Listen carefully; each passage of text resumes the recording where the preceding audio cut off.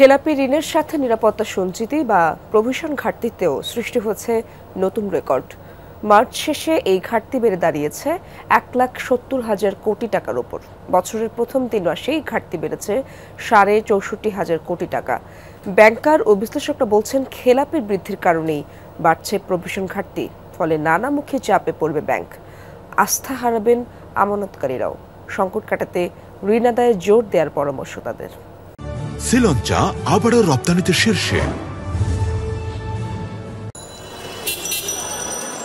আমানতকারীদের সুরক্ষা দিতেই সব ধরনের ঋণের বিপরীতে প্রভিশন সংরক্ষণ করতে হয় ব্যাংকগুলোকে। নিয়মিত ঋণের বিপরীতে 0.25% থেকে 5% এবং খেলাপি ঋণের মান ভেদে 20 থেকে 100% প্রভিশন সংরক্ষণ করতে হয়। কিন্তু খেলাপি ঋণ বেড়ে যাওয়ায় নিয়ম মেনে প্রভিশন সংরক্ষণ করতে পারছে না অনেক ব্যাংক।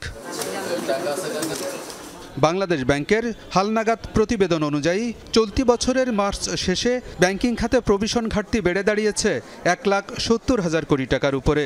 শেষ 3 মাসেই বেড়েছে 64,500 কোটি টাকা। সরকারি ব্যাংকের পাশাপাশি বেসরকারি ব্যাংকেও বেড়েছে প্রভিশন ঘাটতি। 93,000 কোটি টাকার বিপরীতে সরকারি ব্যাংকগুলো প্রভিশন সংরক্ষণ করেছে 29,000 কোটি টাকার কিছু বেশি। ঘাটতি প্রায় 64,000 কোটি টাকা। আর 1,76,000 কোটি টাকার বিপরীতে বেসরকারি ব্যাংক প্রভিশন সংরক্ষণ করেছে 69,000 কোটি টাকা। ঘাটতি 1,07,000 কোটি টাকা। এখানে ব্যাড ইনভেস্টমেন্টের সংখ্যাটাই হলো মেজর। ব্যাংকিং সেক্টরে যদি দেখেন, আসলে বেসিক ক্লাসিফাইড 5%, যারা রিয়েল ইনভেস্টমেন্ট যেটা, আর বাদ বাকি যে ইনভেস্টমেন্টগুলো, এগুলো সবগুলো হলো ইলিগ্যাল ইনভেস্টমেন্ট। এগুলোর কোনো এক্সিস্টেন্স পাবেন না। প্রভিশন শর্টফল হওয়া মানে আপনার ক্যাপিটালে ঘাটতি হয়, কারণ আপনি প্রভিশনটা কোথা থেকে করছেন? আপনি প্রভিশন রাখতে পারছেন না, লোন খারাপ হয়ে গেছে।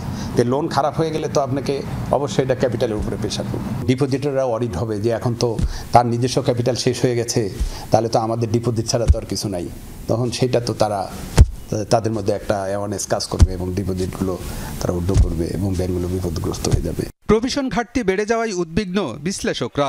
বলছেন, এর ফলে নানামুখী চাপে পড়বে ব্যাংক। মুনাফা কমে যাওয়ার পাশাপাশি কমবে ঋণ দেওয়ার সক্ষমতাও। স্বাভাবিক যে শক্তি, মানে ব্যাংকের যে আর্থিক শক্তি, এটা তো কমে যাবে, কারণ আলটিমেটলি আপনার ক্যাপিটালে কন্ট্রিবিউশন হবে না, আপনার প্রভিশনিং শর্টফল থাকবে, আপনার প্রফিট কমে যাবে। তো সব কিছু মিলিয়ে তো ব্যাংকও দুর্বল হয়ে যাবে। এলসি খুলতে গেলে দেখবেন ওরা আপনার কি বলে ওই যে কনফার্মেশন চার্জ বাড়ায় দিচ্ছে।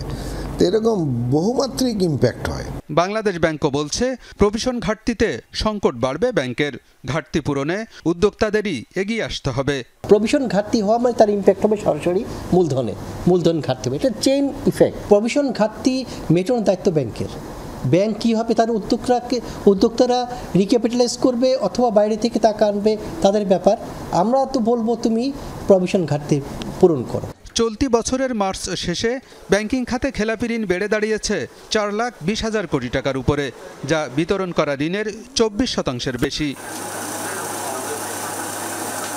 আলমগীর হোসেন, যমুনা নিউজ, ঢাকা।